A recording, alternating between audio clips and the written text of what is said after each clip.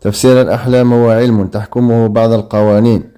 إذا كان الحلم فيه أكثر من حدث واحد، يحتمل أن يكون جزء منه وقع في الماضي وبقي جزء منه سيقع. هناك أحلام يخبرك تفسيرها إذا كنت ستبلغ أهدافك بنجاح أم ستفشل في بلوغها.